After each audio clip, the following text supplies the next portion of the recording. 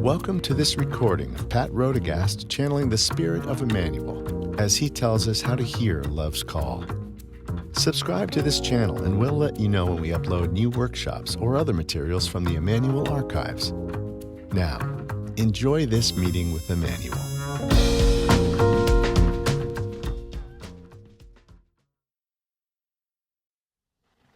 Before the beginning of anything at all, particularly before the beginning of each of your days, if you are so willing to allow that. A moment not of abject surrender to some higher authority, but rather a friendly greeting to the angel self.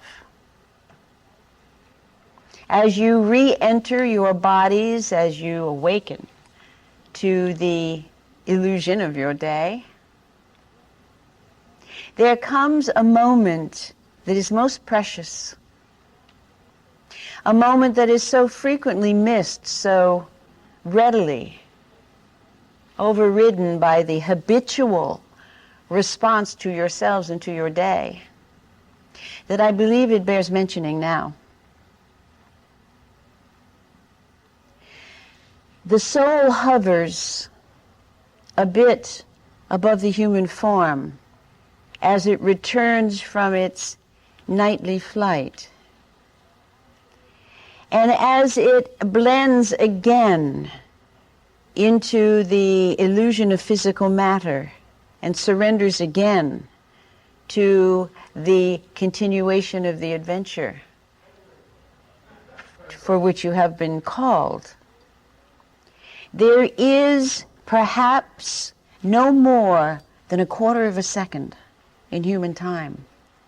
But there is this area where angel and human are moving to come together, but have not yet blended to the extent that you now believe necessary to live your days.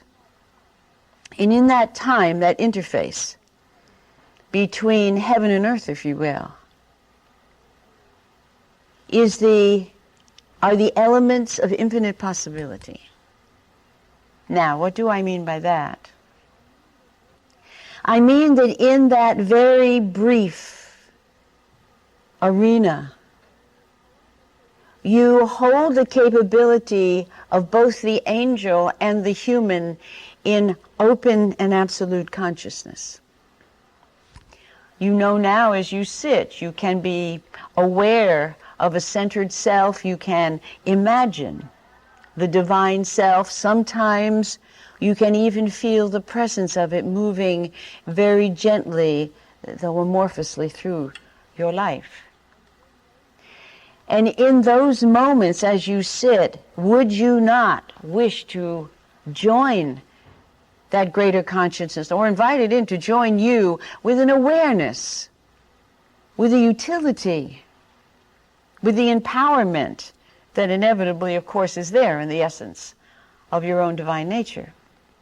In this moment between darkness and dawn, if you will, within the human consciousness of your own being, there is this openness where there are no restrictions, where there are no limitations, where you, human being, can indeed partake of you, angel, where there is the blessed and infinite possibility to create miracles.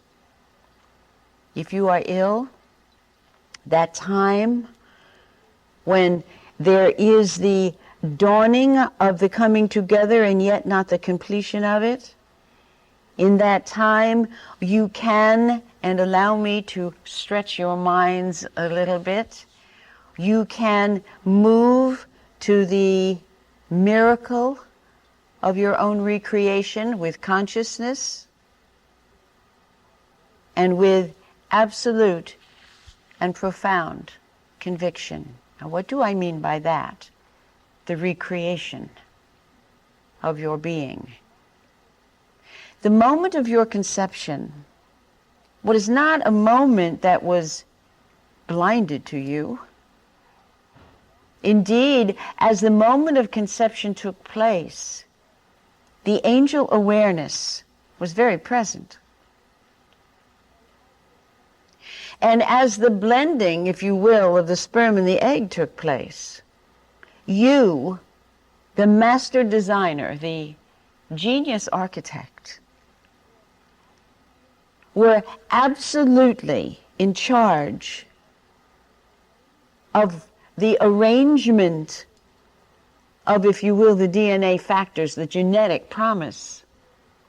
And you created in the moment of your conception the being that you are now.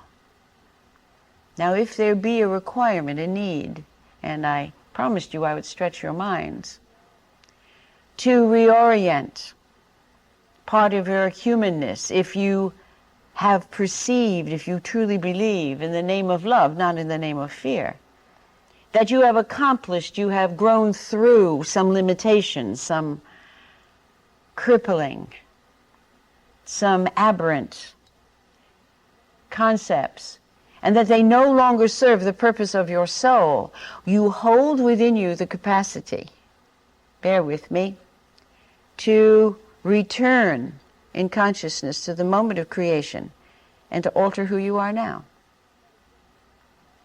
That is just a gentle thought I wanted to begin our time together offering you. For it seems as though one does indeed carry one's schoolroom with them, and then one knows one is ready to graduate. And the question is, now must I die? Having come through this drama, this seemingly written script, wearing the costume that has served me best to this point, now that I have remembered in this context my greater nature, is now the time I must leave? Is there a way to transform what has been my schoolroom and now has become my prison? Is there a way to transform that so that I need not go through the tiresome process of death and birth and learning to walk again and learning to do sums and learning to read? Can I begin here now? Is there a way to create the next life, if you will, in the presence of this one? For many believe and do indeed hold back from their own remembering in honor of this belief, that if they remember, if they move to the embrace of themselves with perfect love, that then the entire journey is finished. And fear, by its very nature, will not let you go, and will follow you to the last moment of your transformation, warning you that if you allow for the absolute embrace of the true self, that will be your demise. So let us, for a moment, if we might, consider another way. What is it that you have found of great use to you in your life that you no longer find useful? And that with gratitude, and it must be again with loving gratitude, for one cannot dispel of anything at all if the motivation is fear. But where you have come to recognize and to embrace, to truly, compassionately embrace whatever it is that has called you pain or concern or growth in your human life, be there not a way to do it? Or must you walk with the crippling? Must you remain with the limitation? Must you forever be reminded of the embattlement that has taken place? And so I begin by offering you this time between the beginning of awakening and the complete awakening, when, as I have said, angel and human come together. That moment, and you all know it, allow yourselves to be open to perceive it. In that moment, all things are possible. All things are possible in the name of love. For in that moment, there is still the freedom of your divinity before it has committed itself again to the journey of the human. Now, that may seem to contradict what often is promised, that when you fully remember who you are, then you are free. Yes, you are free. But free to do what? The mind most sensibly questions. Free to do what? Am I free to allow my wings to grow? Am I free to truly defy the sources of gravity? Am I free to transform pain into joy? Am I free to stop the rain or walk on water or feed the multitudes? What am I free to do? You are free to become who you already are, of course, but not only in philosophy, and not only, perhaps, in inner experience, but let us be bold. Let us move to what the mind says is impossible. For is not the mind your prisoner, your prison guard, and has it not always been your prison guard? Remember when you were children and you were absolutely sure that you were omnipotent? And do you remember how embarrassed, how ashamed, how humiliated you were when the world around you took great delight in telling you that that's not who you were at all? That you were this small, inept child, that somehow you had a great deal to learn, and one of the things that you would never learn was that you were omnipotent. What did you do with that? Can you remember it all? What did you do with that memory of the capacity of the angel? Did you throw it away or attempt to? Did you put it in the sacred area of your heart and lock it up and say, I will never, never, never let that out again for anyone else to see? And did you overlay it with vows that you certainly wrote in your contract with fear that said, I will never, never, never allow myself to approach that belief again? That I will mock myself before someone else does it? I will shame myself before the world does it? And I will, with all my power, become who I certainly have been made aware of that I must become. And do you remember the pain of that? The heartbreak of that? And the struggle that has ensued when the dreams will not abate, when the visions will not go away, and when the heart cannot be silenced in its knowing? Are you aware of the struggle of that you still endure, and in many, many areas of your life are not yet aware of? Small children are given a very narrow image of who they are, from the families of choice, of course. This is not an error, it is essential. For you come to enter into the illusion, you come to bring the light to the darkness, you must enter the darkness before you can transform it with your light. And so you must believe in the illusion. It is the necessary beginning of the journey. But do you remember? Do you remember the pain of that? An angel enters, the call of love heeded. Yes, here I am. The newborn says, here I am, light again, love in its perfection, delivered to you, postage paid. Here I am. Greeted with love as those to whom you were called were able to give it, of course. Cherished, perhaps, as best as you could be cherished by those who have had their hearts broken and have developed a disbelief in the capacity or the reality of cherishing. And along with the family and its struggle came the beliefs of that family. Perhaps if you were given A moment or two you could write them succinctly, all the givens of the world, all the things you have failed to challenge, all the limitations that you have said yes, of course, to, all the dictums that have narrowed your life's process. And I say this not as a tragedy, but the beginning of a love story,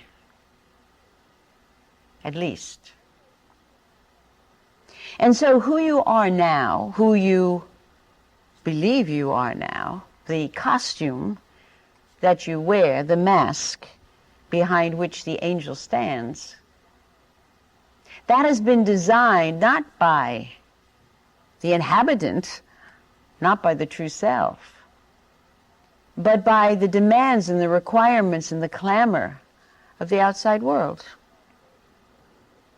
Small children are most adept, indeed they must be so, their survival depends upon it, are most adept at reading the environment. Don't you remember?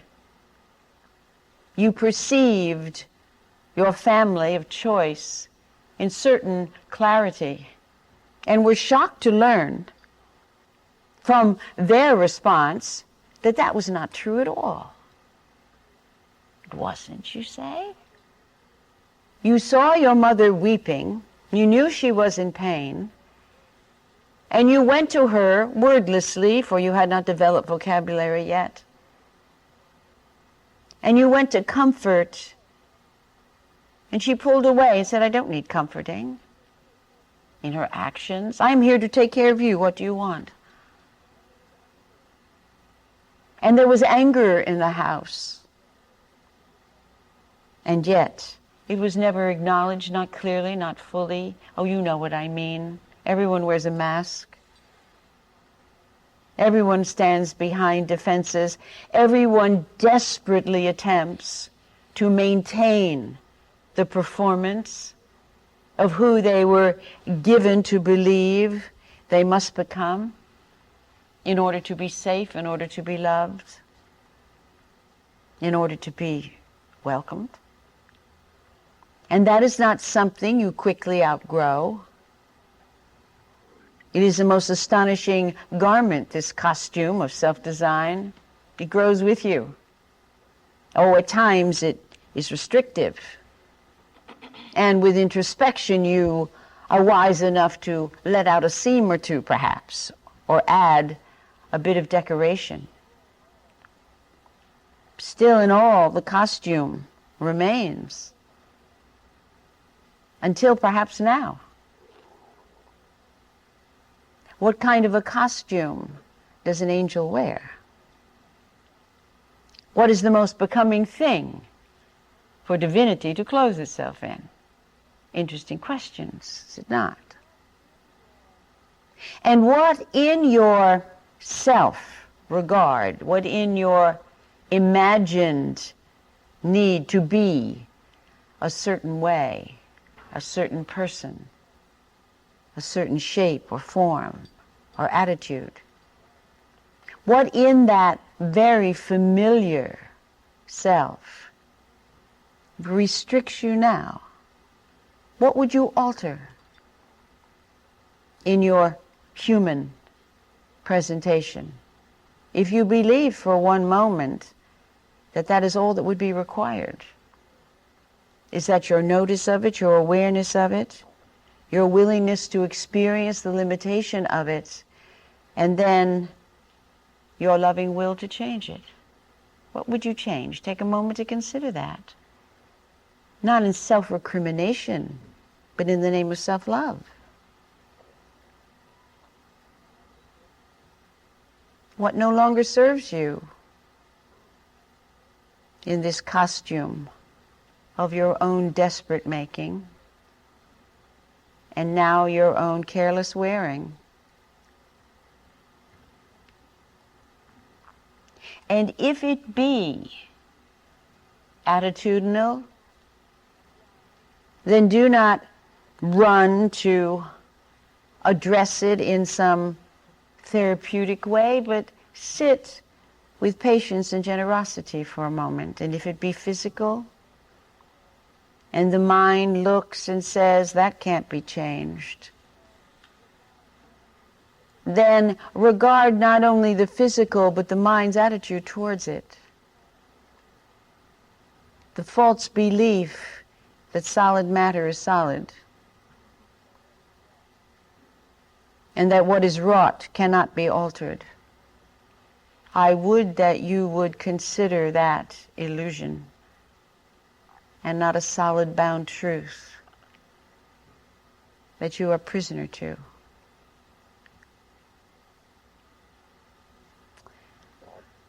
I do not offer false hope.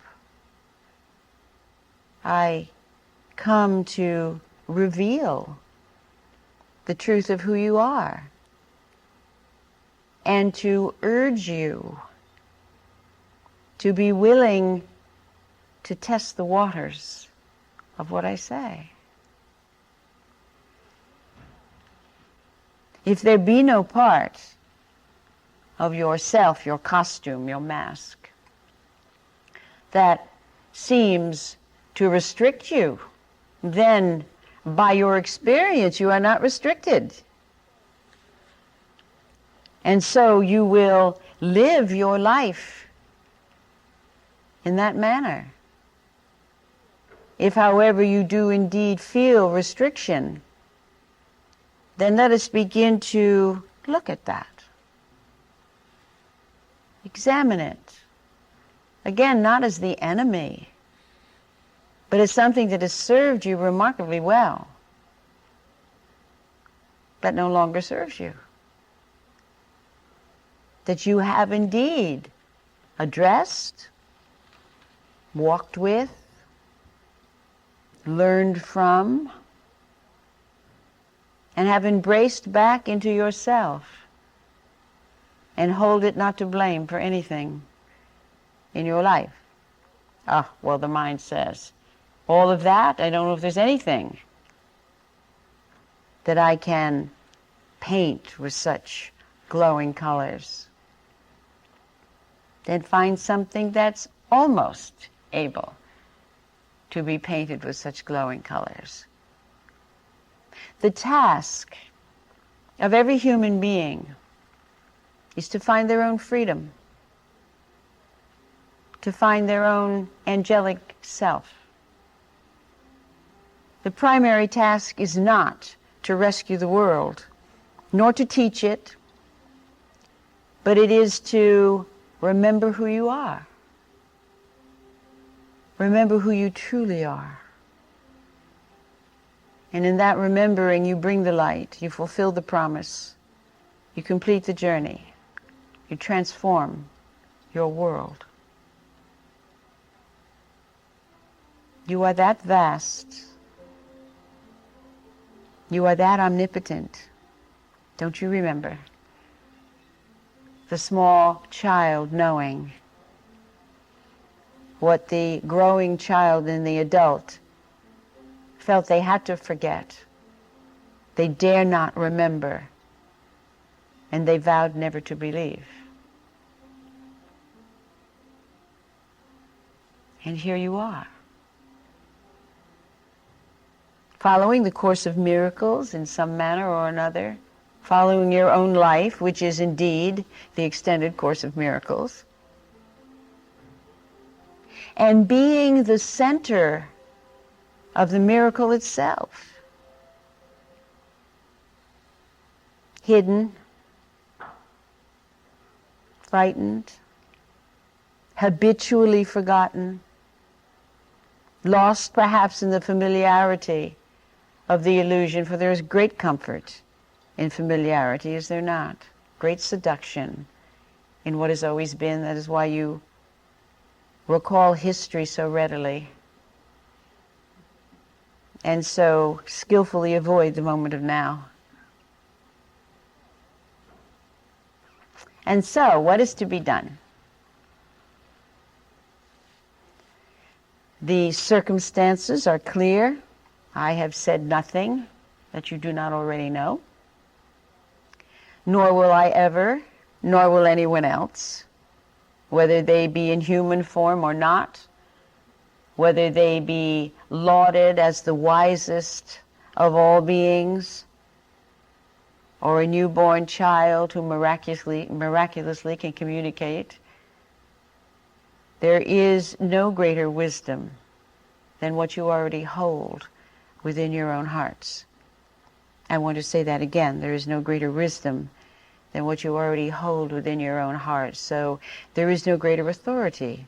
There is only who you really are. There is only who you truly are. Not only in the essence of your divine being, but that, by the very nature of your journey, becomes the essence of your humanness as well.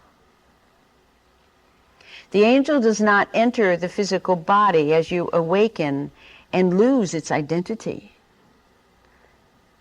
It enters the physical body as you awaken and continues the journey.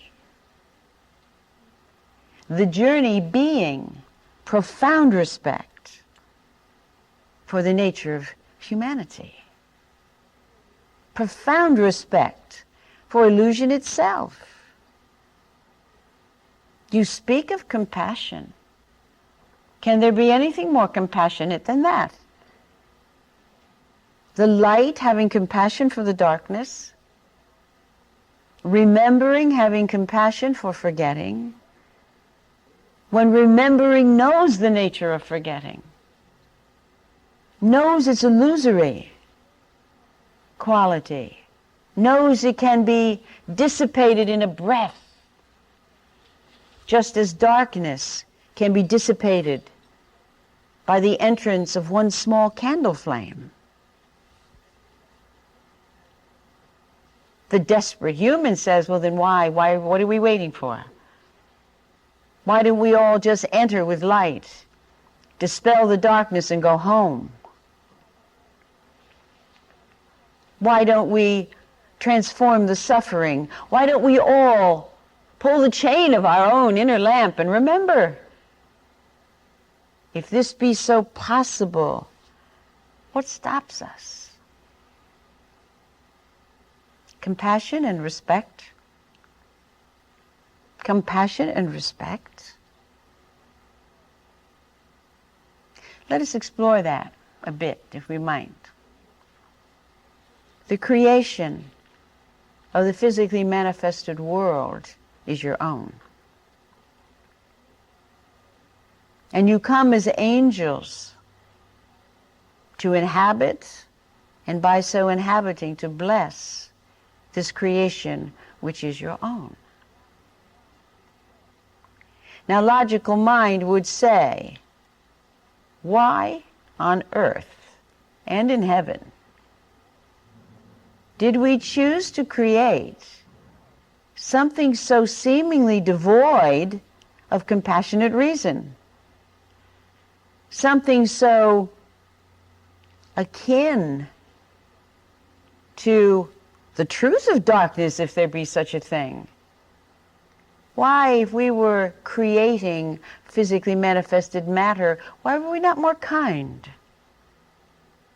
What was the purpose of creating this planet, this world, these stars, and the heavenly bodies that seem to endlessly circle around us? What was the purpose? And that is a difficult question to linearly respond to. For language, as you all painfully know, is limited in its capacity to communicate even the most simplest of things. And yet, there is no other way. Beings of light, living in the eternity of perfection, still hold in their nature an undeniable force, which is creation. And because the essence of your being is creation, there is not a possibility that you will not create. And in the oneness, when you are at home, there is inevitably the hunger that is the nature of creation, to expand, to go beyond, to continue, to grow. And yet, in that growth, to maintain worship, perfect love, divine awareness. I know these are just words that the mind can touch the hem of conception of. And so in perfect love, there was the desire, the longing to go beyond perfection and to perceive perfection outside of itself, so that there could be then the dynamic of knowing a reality where perfection seemed not to be. To put it in perhaps a simpler form, if you had not known the nature of night, you would be incomplete in your awareness of daylight. If you had not known a moment of pain, you would not hold the complete awareness of wellness. And so, in the reality of all that is, there was creation seeking to know the perfection of love by creating an arena where love seemed not to be. And so your world was created by you in the name of love. And I want to say that again. Your world was created by you in the name of love. And then within this creation, love calls you. And you come and you abide by the rules of the illusion, but you come also remembering the purpose. To know the nature of love beyond itself, a vastness that is incomprehensible. And so with gentleness, with compassion, with a wondrous sense of adventure, you come time and time again into human form, willingly, believe it or not, going through the wrenching pain of separation, entering with great enthusiasm into the families of your choice and into the dramas of your life.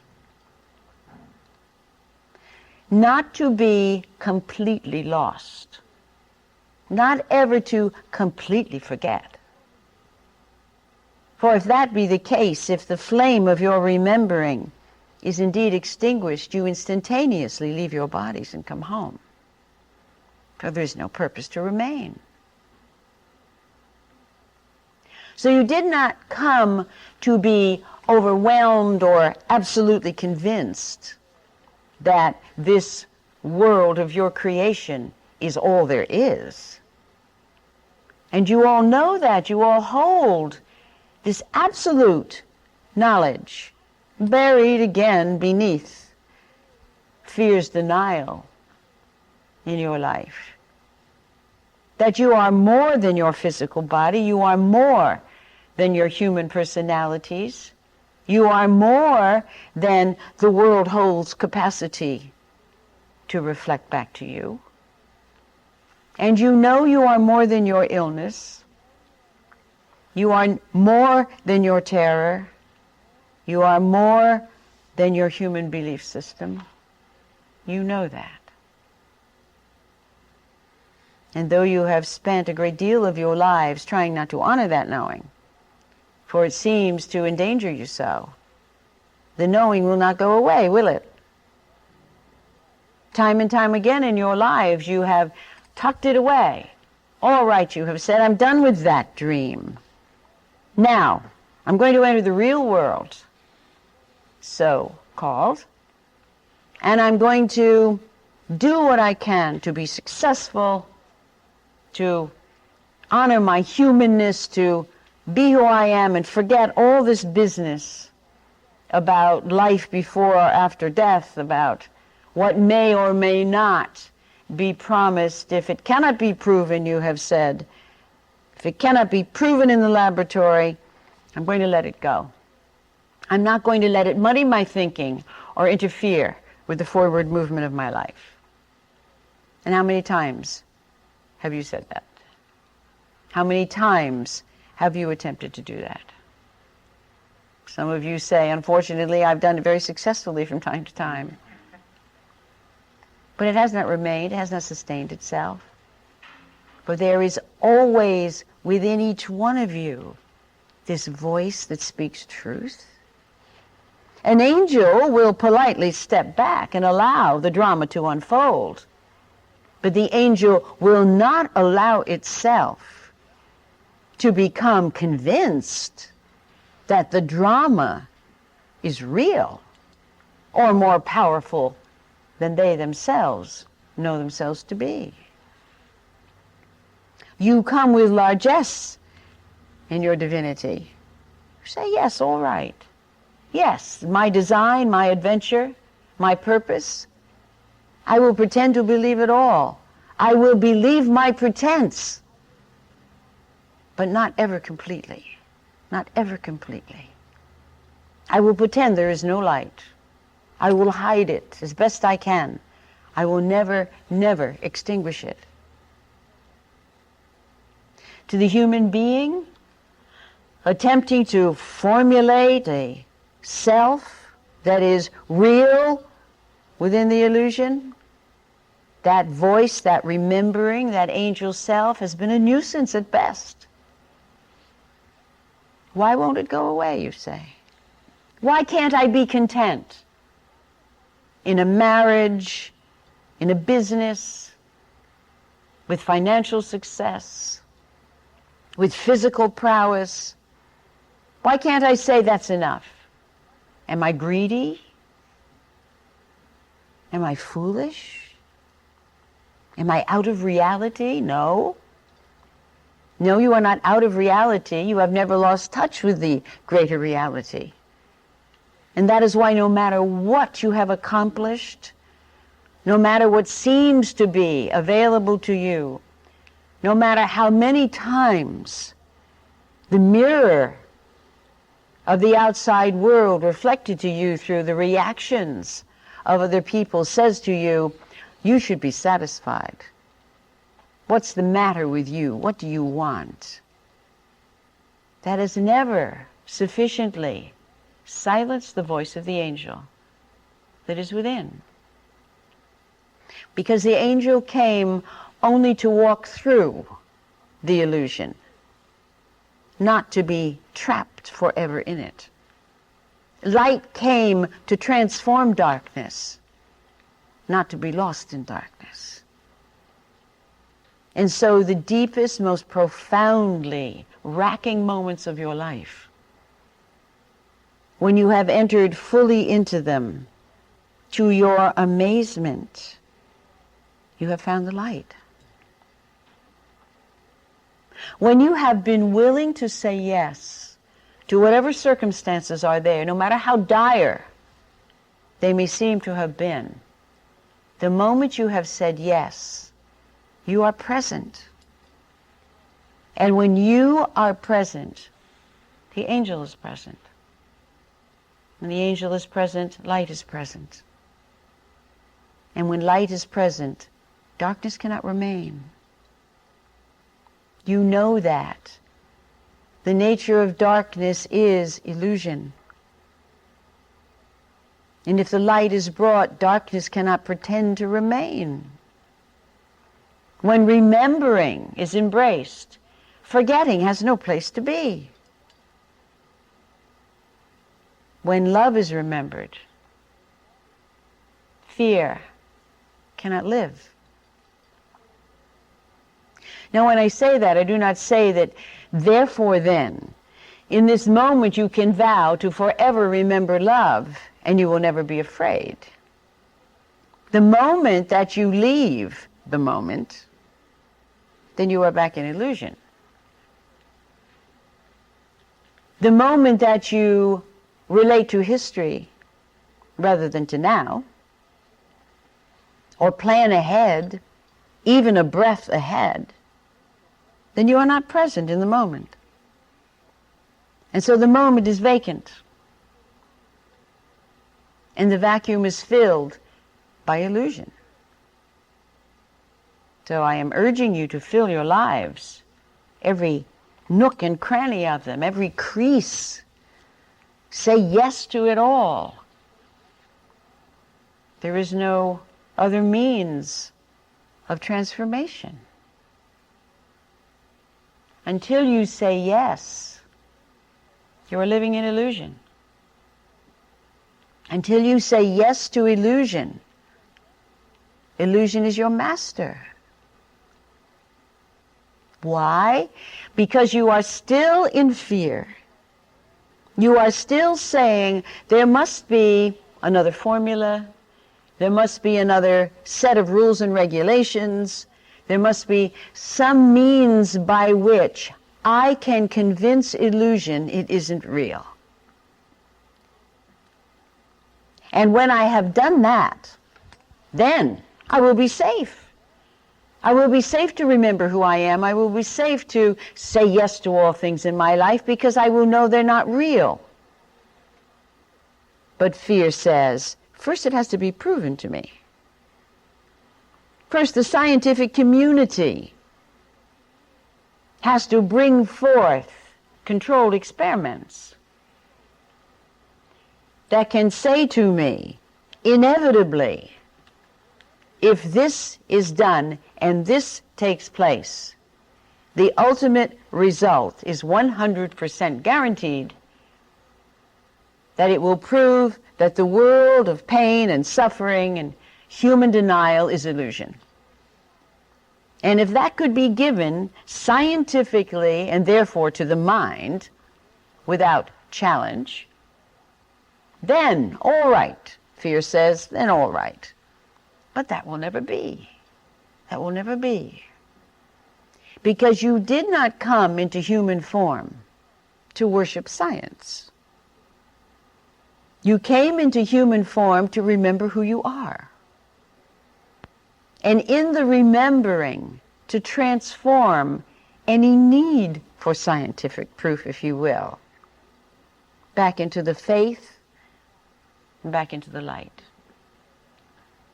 And so the only formula you have to work with, the only book that can lead you, is the one you hold within your own being. The word yes. The word yes to everything. Not a victim's yes. Not fear's yes. For that is not yes at all, but a very subtly disguised no. No, the yes I speak of is the one that embraces all things with faith. Embraces it with faith, which means you embrace it before you know it's safe. Which is an appalling thought to the human mind. But who would not embrace if one knew it were safe? You would embrace yourselves instantaneously if you knew it was safe. You certainly would embrace those you love absolutely if you knew it was safe. You would embrace your suffering, you would embrace all things that seem to know no solace, but only threaten to pull you in like quicksand. You would release history with the next exhalation, and fear would go with it, I promise. Celebration you only dare to dream about Perhaps in a time such as this, when you have dedicated a certain number of days and hours to the mutual agreement that there is such a thing, perhaps, as spirit. The mind is not your enemy, but it certainly has been given the position of that, has it not? For the small frightened child looking around, knowing they are in a strange land with strange people, needed an ally, and fear was at your side. And the small child and fear came to what seemed at that time, and indeed was at that time, essential agreement. All right, fear, the small child said, you protect me, and I'll do what you say. Fear says, fine. I know the rules, you don't. I know the rules because I made them. So take my hand. Agree to always be frightened. Agree that fear is the voice of wisdom, and I'll get you through this one. And this is what has happened. Not just to you, to everyone, to some degree or another. There's not one human being who lives without fear. Oh, one can sensibly explain that as, well, it is the automatic fight or flight syndrome that we required in our more primitive state, perhaps. But have you not noticed, of course you have, but it has been too frightening to truly acknowledge and embrace as truth, that one can backfill, if you will, with cause and effect. One can reason anything in retrospect. And that is a great comfort to someone who is not ready yet to release fear and to become truly present in the moment. The need to have rational explanation is not the friend of freedom. It is the exercise of the mind in the service of fear. That need not be seen as a condemnation.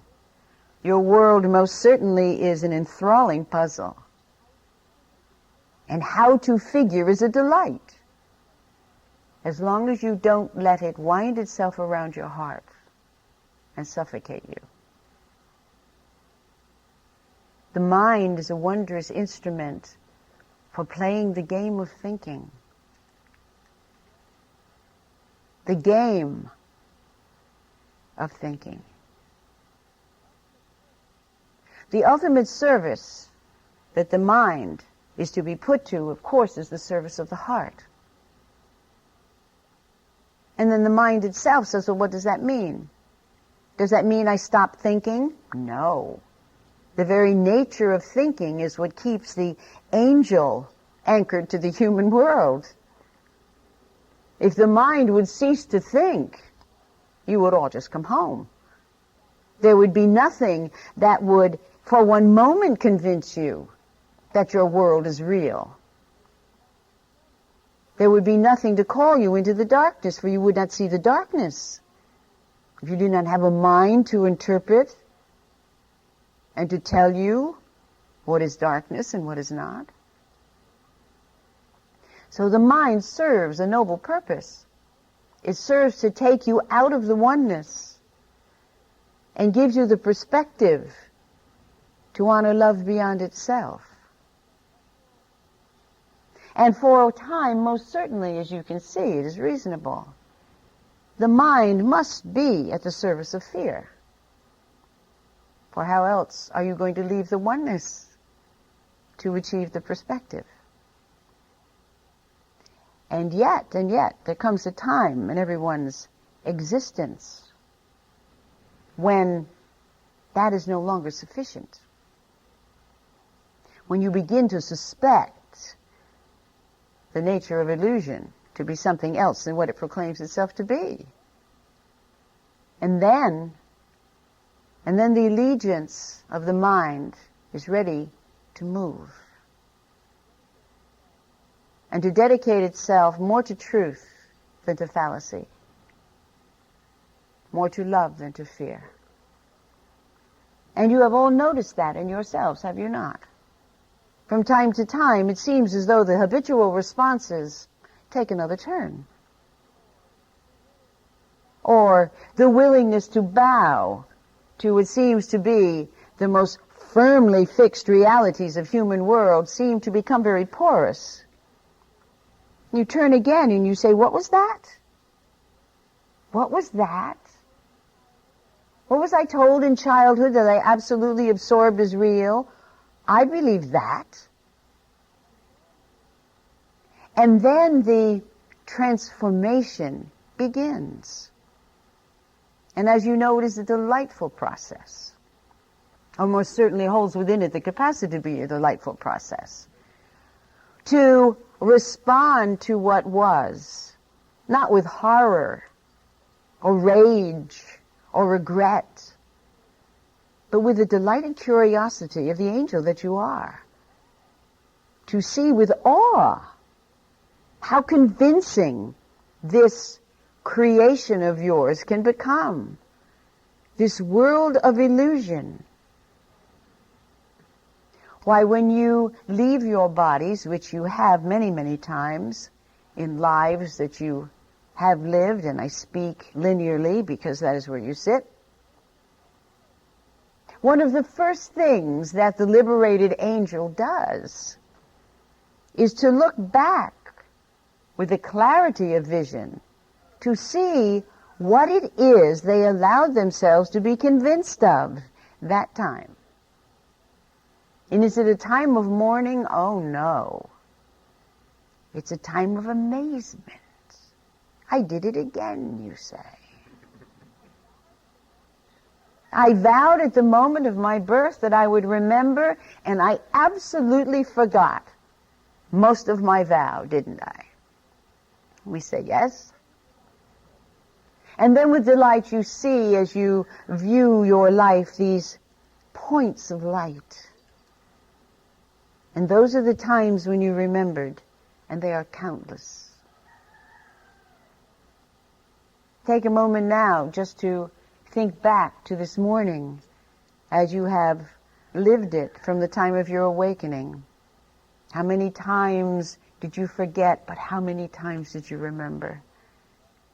And each moment of remembering is a point of light. And each point of light has the power to transform your world. I urge you to believe that. And it is not an error, it's not a failure to forget. That's why you've come as well. You've come to enter into the darkness and to transform it by your light. That does not mean the darkness is outside the self. It means the darkness that you carry within as well. Oh, there are times, of course, when your remembering your presence can stir the memory in someone else. And then indeed it is a miraculous occurrence, is it not? For you see them transform before your eyes, and you know that your light has touched darkness somewhere and has created a miracle. But let not the casual moments of your own inner existence go unnoticed. Whenever you forget, it is because love has called you into the darkness. And whenever you remember, it's because love has called you back into the light.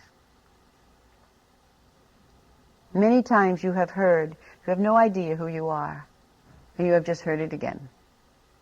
You have no idea who you are. You have no idea of the vastness of your being and the wondrous nature of your journey.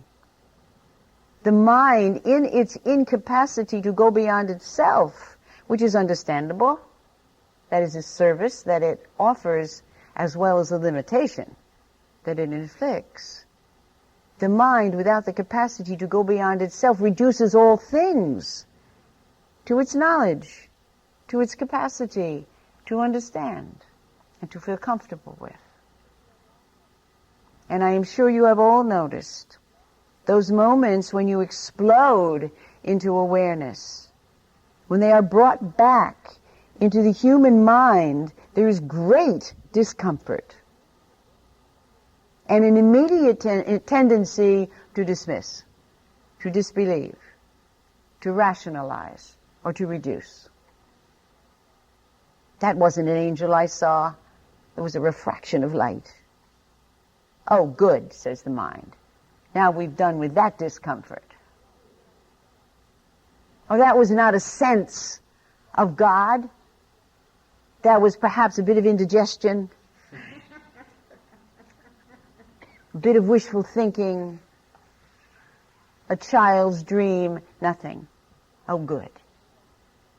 Then fear can remain in the center of all things, and familiarity will not be ruffled. One must be willing to live in an unknown world if you are to be free. One must be willing to step outside the familiar if you are going to truly live. If you are going to reclaim in this lifetime the angel self, you must be willing to allow the human self its understandable discomfort. Not to see it as failure, nor to see it as wisdom, nor to see it as safety, but just to see it is nature. The costume, illusion requires you wear if you are to enter into its domain. All right. The angel enters the tiny body, knowing full well its limitation, but also knowing full well the nature of the essence that entered in. So the angel is not in prison. The human being is. And as long as you allow fear to demand of you that you align yourself with the false belief of the limited human being, you remain imprisoned. And as long as fear tells you that your light is illusion, your dreams are false or foolish, and your memories are madness, you will remain hopelessly locked within fear's prison. Is that a terrible thing? No. You've been there many lifetimes before, and you see you are still well. But is it something that you want? Have you not now heard enough of your own heart speaking truth? Have you not seen enough light to be willing to risk, and that is fear's word, not mine, going beyond what seems to be the normal, the acceptable, the possible? Isn't it time to spread your wings and fly? Even though fear tells you you have no wings. And if you think you do, you're going to fall and bruise yourself and be a mockery and an embarrassment. The pull of gravity is convincing, but it isn't real. Not to the truth of who you are. The art of forgetting, for it is an art, and you practice it when you are home. The art of forgetting is not made of solid matter. It's not indestructible. All it requires is a change of mind. All it requires is the intent to be present in the moment of now.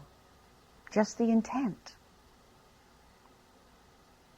The intent to choose love, they are interchangeable. Be present in the moment of now, choose love.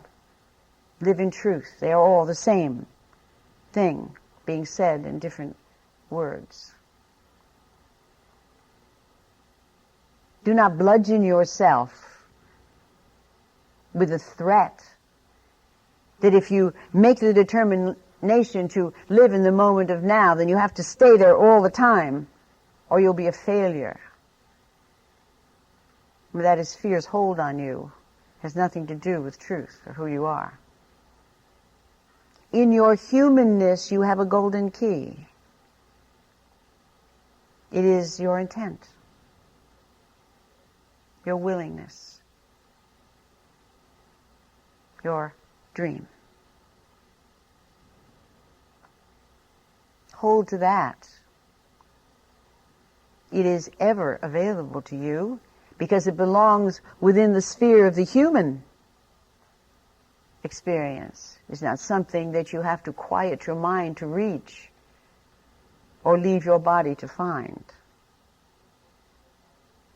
That's the key you brought with you, the bridge, if you will, between the human self and the angel self, your intent, your longing, your hunger, your homesickness. What do you want?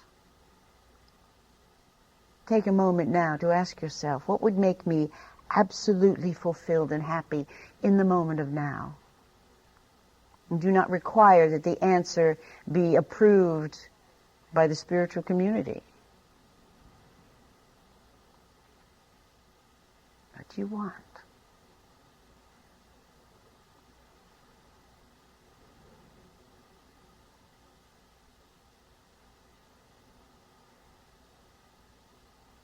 When you have found it, give it voice.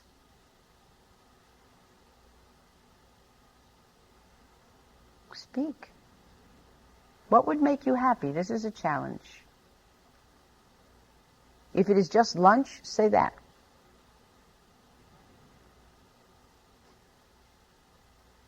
And you don't have to be polite, just speak.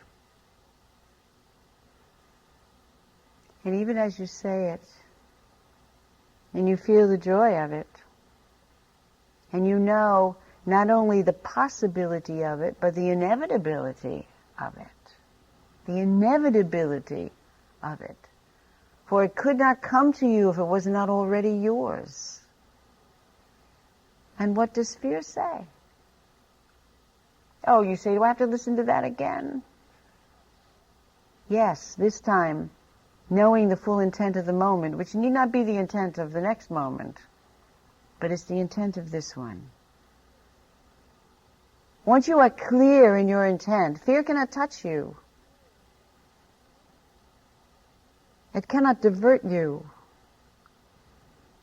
Once you know in this moment what your heart calls out for, nothing can deter you.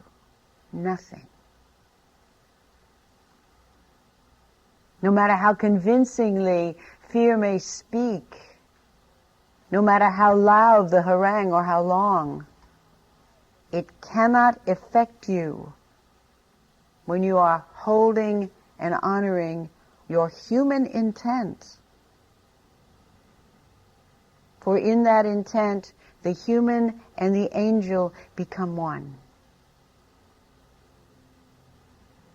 And so you see, you have a means by which to align yourself with the infinite power of who you really are. Will fear attempt to dissuade you? Of course. Is that not the journey you've chosen to walk? Into the darkness to bring the light? Will you be convinced? Yes, once in a while. Habit is difficult to break and familiarity is seductive. But will you remember again? Yes, of course you will. Because that is your journey, and that is the essence of your true being. You want to be free of fear, then be who you are. You want to be rid of doubt, then be here now in this moment.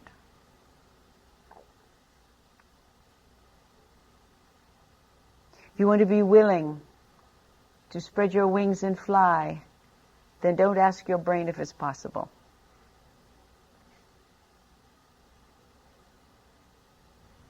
You have noticed you cannot win an argument with fear.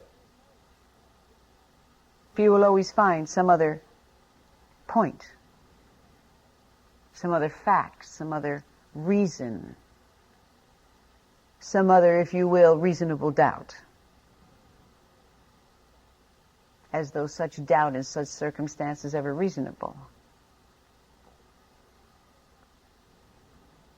And so when the call to discuss it with rational self comes forth, which inevitably it does and it will, resist the urge to comply. Know that you are being invited into a no-win situation. And though the human being beleaguered by fear says, but wouldn't it be nice if just this one time I would find the right thing to say to convince fear that it's wrong. And then the battle would be over. But you will never convince fear it's wrong. Because the nature of fear is that it must sustain its sense of rightness.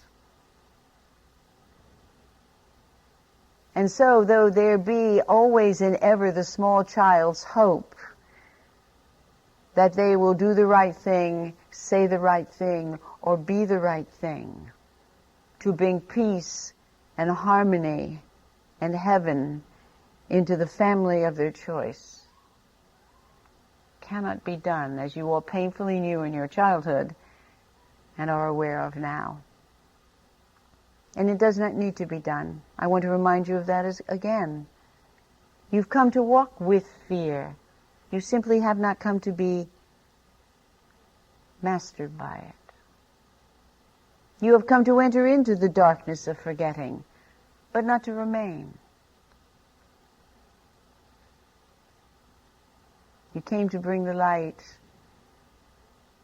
An angel willing to perceive itself in the mirror of reflection as nothing but a human being. To bring the oneness into fragmentation. And to bring eternity into time and space. To know the nature beyond itself.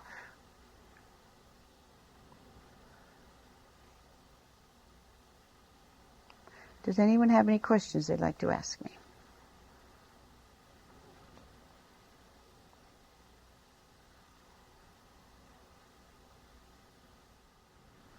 No, I did not. What I said was, there is fear's voice that says, you'd better not move to what you really know. For once you have fully embraced the moment of now, you will die. And of course, one could easily say, the moment you fully embrace the moment of now, you begin to live. Now, human mind in moments of pain and separation and unhappiness might say, well, if I fully realize that my human personality in the human world and all the things that frighten me are illusion, why would I want to stay? If I don't believe that I will be destroyed when I leave my pain and suffering, what would hold me to this life?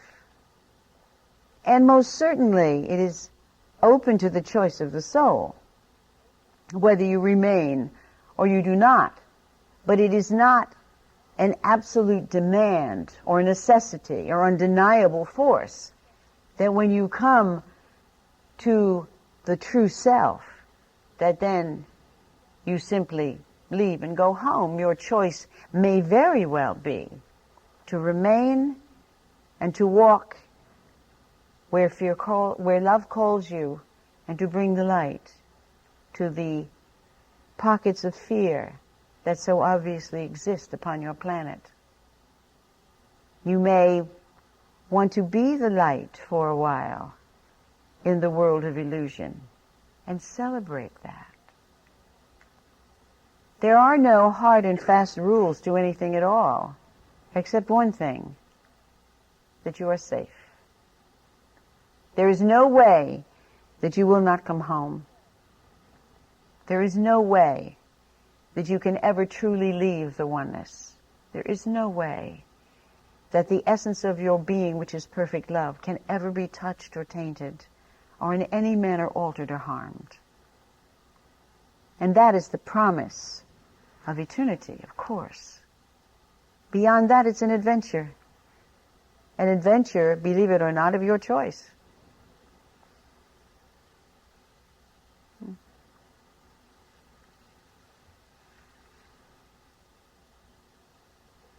Understandably so. Love has, with great genius, found its way into your heart where it remains and speaks to you at all times. Fear, with great genius, has found a way to mimic that voice. And so it seems as though some of the most loving things are offered by fear. How can one know the difference? There is an undeniable awareness that exists within you. There is a joy that is the indication of whether you are moving in love or in fear, regardless of what the mind will tell you. For the mind can imprison you in good works, as you know, and the heart can chide itself. What's the matter with me? Why aren't I joyous? I'm doing good works.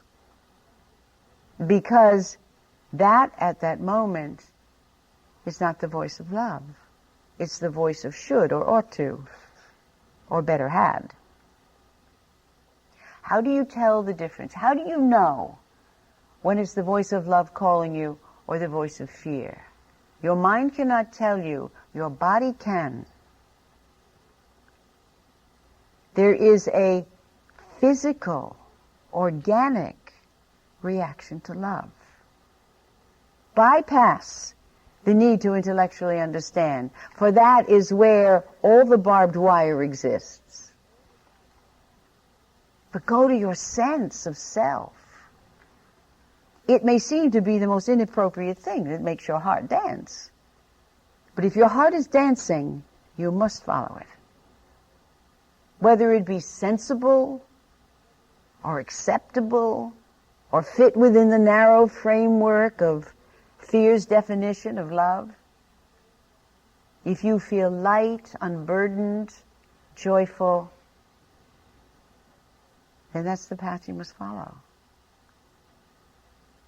It seems to present risk. What if, you might say, and indeed have many times, what if my mind is right this time? What if this is self-serving? What if this is rebellion? What if this is really forgetting, leading me away from the path of light? If that be so, you will find it soon enough.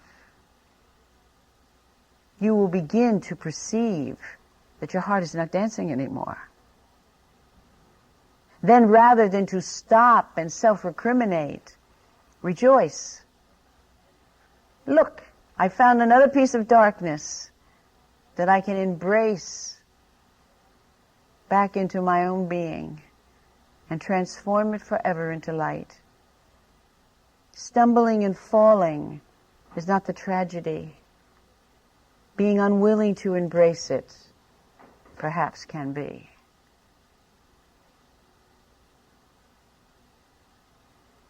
It is a simple and beautiful path you walk. a wondrous and holy adventure. It is clear that one comes into a world of pain, bringing the light of love. Anyone who has been present at the birth of a child knows that. This being of light entering again into the world of human bondage, if you will. But it need not be so any longer. There are enough of you remembering angels on the planet to turn the entire thing around. It may seem as though that is a careless statement. It's not. Regardless of what seems to be the misuse of the explosion of communication, it is an instrument of awakening. Hearts are touched all over the world by the tragedy or struggle of one family. That does not make the struggle of one family less painful, but it certainly does expand the teaching, the awareness, the service of it. I want to take my leave by reminding you of something. Nothing is wrong. Nothing is wrong. Can you believe that? Nothing is wrong. And in any given moment of any circumstance, if fear would leave, which it will not without your firm invitation, you will see the perfection in all things, but it will not fit into the narrow definition of perfection that exists within the dictionaries of your understanding. And that is another time when the only response is yes. And the only reality is love.